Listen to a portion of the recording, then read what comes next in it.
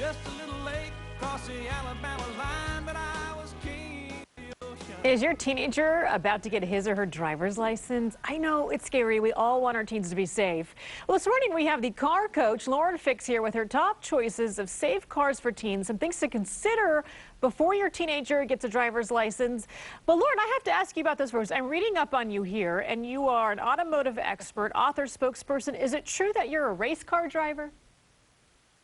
Yes, I've been racing cars since 1980, and I started off amateur and went to professional, and now I'm staying with the amateur because it's a lot more reasonably priced.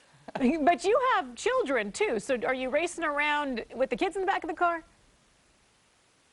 Well, no. I'm racing an actual race car on a track. My daughter Shelby is 23. She has raced at one point. My son is 21, and he raced go-karts from 6 years old till 14, and he wants to race cars, but I can't afford three of us racing because my husband races in the Trans Am Series professionally. Wow, what a resume. Okay, so you know what it's like when your kid gets their driver's license for the first time. It's very scary for a lot of parents. What are some things that parents should consider if they're going to be buying a car for their kid? Well, the number one thing is safety, and as someone who races cars, you know, one of the biggest things we always do is safety. We're having helmets and all this stuff, so when you think of it, we can't do that with your kids on the street. Would be nice sometimes, but one of the things is when you go to buy a car, it's easy to think, oh, I'm just going to put them in a large vehicle, they'll be fine. It's more than seat belts, it's more than that. You don't want to put them in a large vehicle, you want to put them in something like this, a medium-sized car that's got reasonable horsepower, good fuel economy, reasonable maintenance, and the key thing of overall safety. You want the backup camera, the blind spot detection, the stability control, all the things that are really important. And then, of course, a top-rated IIHS, Top Safety Pick or Top Safety Pick Plus. That goes along with the NHTSA, the National Highway Traffic Safety Administration, that star rating. If you look for all those, you can find the right vehicle. Now, I know that a lot of parents are thinking, you know what, we would like to get the most safe car for our teenager, but we have to buy used because that's what's in our budget. Where do you start making sure that the used car that you're about to pick out has some of the safety features you just recommended? Well, obviously you get as much safety as you can afford. So sometimes that may mean getting a car that's 2 years old that might be a premium car. So there's some good deals out there.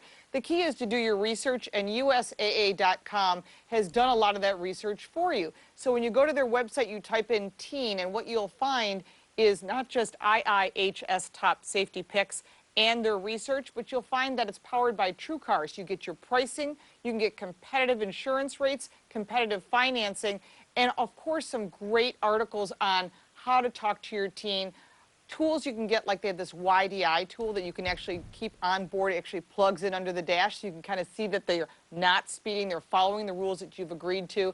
And that's really important. It's all about safety and keeping your kids safe on the road. Okay, time of year to buy a car, because I know some dealerships start offering discounts depending on the time of the year that you can be car shopping. Is there a good time that you recommend? Absolutely. Right now you've got 2015s rolling out, 2016s coming in, so there's some good deals, but the best time to buy them is the end of the month. I just helped a friend buy a car.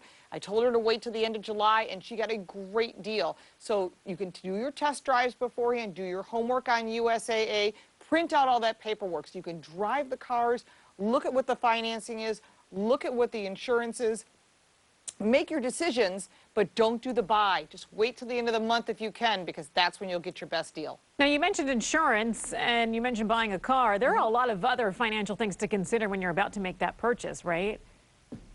Sure, absolutely. And the cost of gasoline is down right now. We don't know how long it'll remain down, but you've also got maintenance. And that's one of the things that's really important. You don't think about that. You buy a used car, if it's over 36,000 miles and you're buying something that has a factory warranty, you're going to be outside the warranty. Unless you're buying something through USAA, most of those extended buying programs aren't a good deal. So you're going to have to think about that before you buy a car. Have an ASE certified technician, that's ASE, check out the vehicle, go through it top to bottom, make sure that vehicle has any problems, you're aware of it. Yes, this is good, you're going to need brakes, or this car was in an accident or flood damage. Those are the ones you may need to walk away from. So the best deal obviously is to buy a new car, and you can buy new cars under $20,000, even under $15,000, but that may still be above your budget. So that's why it's important to do your homework beforehand, print out all that documentation, test drive the cars, get as much safety as you can, And remember that seating comfort and visibility are really important for new drivers because they don't have those same skill set that we do. They need that backup camera. They need that blind spot detection. They need the stability control, where you and I tend to be, we've got a little bit more seat time. All right, that's true. Lauren Fix, the car coach, thanks so much for joining us this morning. Great advice. Do appreciate it. Thank you. Coming up, get the